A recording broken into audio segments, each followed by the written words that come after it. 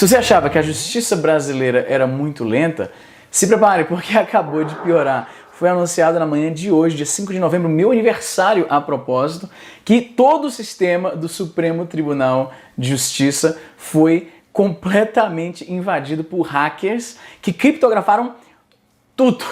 Irmão, tudo. Bloquearam tudo, os arquivos, processo, a busca, tudo paralisado. O Supremo Tribunal de Justiça, em seu site, eles substituíram o site por uma nota explicando o que aconteceu em relação à invasão, falando que está tudo paralisado com exceção de alguns serviços lá de mais emergenciais, digamos assim, que não pode esperar, liberação de habeas corpus e coisas do tipo, mas todo o resto está completamente paralisado. A Polícia Federal foi lá hoje para examinar os computadores, mas análises preliminares dizem que basicamente está tudo criptografado, parece ser um ataque típico de ransomware, que é quando você pega aquele pendrive, você vai ver lá aquelas fotos da festas.exe, você abre um site, digamos, um pouco duvidoso, e aí de repente seu computador fica todo travado. Se você tem uma webcam, ela liga e ela pega, tira uma foto do seu rosto, aparece na tela uma imagem que parece algum anúncio de alguma agência policial, geralmente americano, FBI, alguma coisa do tipo, aí usa essa sua imagem para colocar, inserir lá no negócio, dizendo que o seu computador detectou-se algum tipo de atividade ilegal e ele foi bloqueado e você tem que pagar o que seria equivalente a uma fiança digital para que você possa reaver então acesso à sua máquina, aos seus dados. Como eu falei, o nome dessa modalidade de ataque se chama ransomware. Eu não estou dizendo especificamente que foi isso que aconteceu em relação ao Supremo Tribunal de Justiça, até porque inicialmente não parecia que o hacker estava fazendo nenhum tipo de exigência. Depois foi encontrado um arquivo TXT escrito em inglês que fala basicamente, ó, hackeamos tudo, o que você quiser liberar manda pra gente paga aí um valor e a gente libera pra você. Algumas notícias preliminares diziam que o hacker, ou hackers, né, no plural, tinha deixado um hashtag estupro culposo em alguns dos arquivos. Não ficou muito claro onde exatamente essa mensagem tinha sido deixada. O que hackers geralmente fazem quando querem invadir um site só para deixar uma mensagem como uma forma de protesto, isso se chama de defacing. Geralmente eles derrubam a index do site e substituem por uma outra qualquer com uma mensagem lá de repúdio a alguma coisa, né? Se essa notícia for verificada, porque eu vi em alguns sites, mas eu não consegui corroborar independentemente. Se isso for realmente confirmado,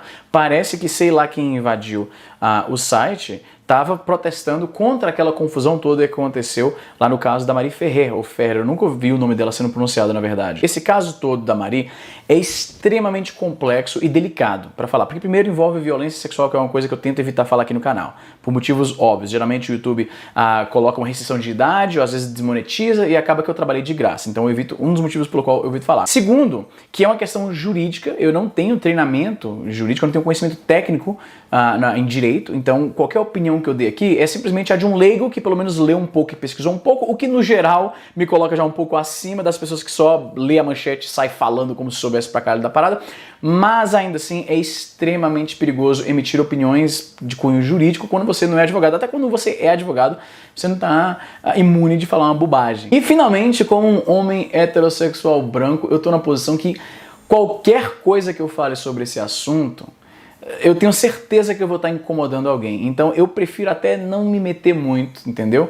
Até porque em outras ocasiões que, digamos, a luta não era minha e eu falei de forma, tipo, apoiando aquilo, eu recebi tapas na cara de volta dizendo que você não é o nosso salvador, você não tem voz aqui, então fica na sua, só ouve, então... Mas falando um pouco por cima para não ficar tão jogado, a Mari, influencer, que aí novamente a complicação de falar dessa porra desse assunto, porque se eu digo que ela foi estuprada, como o resultado final do julgamento é que o cara foi absolvido, de repente eu tô caluniando o acusado agora. Mas se eu falo que ela alega que foi estuprada, que foi aparentemente a compreensão do tribunal, aí fica parecendo que eu tô passando pano pro cara. Então, como eu falei, qualquer coisa que eu falo aqui, mas vamos lá. A descrição que eu posso dar, que eu acho que é segura o bastante, é o seguinte. A Mari foi a vítima de um caso de estupro que foi levado ao tribunal.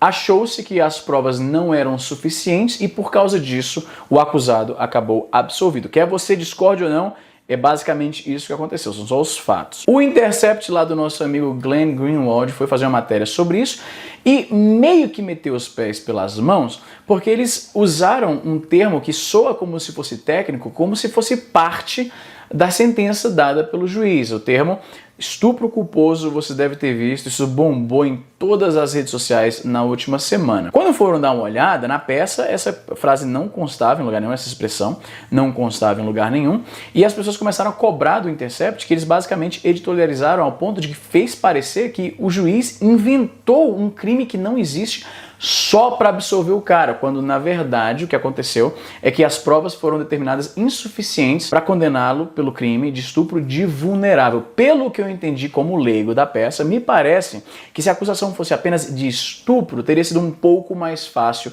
de condená-lo. Como era de estupro de vulnerável, e a prova não, aparentemente, o exame toxicológico não corroborou aquilo, o tipo, né, estava errado. Tem alguns pormenores também, que o exame toxicológico foi feito muito tempo depois, é possível que isso acabou resultando num falso negativo, que possibilitou então a soltura indevida do acusado. Como eu falei, eu não sou advogado, eu tô só repassando para você o que eu e você provavelmente lemos, é basicamente essa história por cima. Por que eu tô lembrando isso tudo? De acordo com um dos sites, vou tentar lembrar de linkar aí embaixo, o hacker teria deixado essa mensagem, hashtag estupro culposo, o que faz parecer que pelo menos parte da motivação, além do suposto roubo, né, do ransomware, de cobrar resgate pela descriptografia, isso aqui, ó.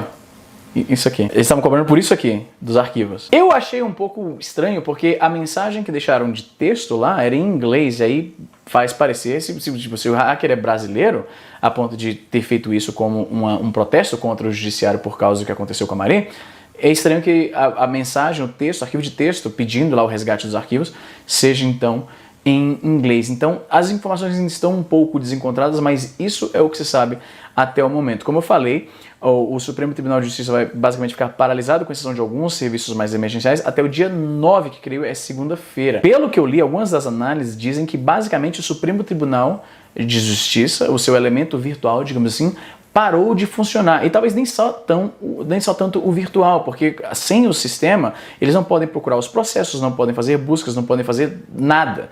Então tá tudo parado. A season final de 2020 tá louca. Agora a gente não tem mais o Supremo Tribunal de Justiça no Brasil.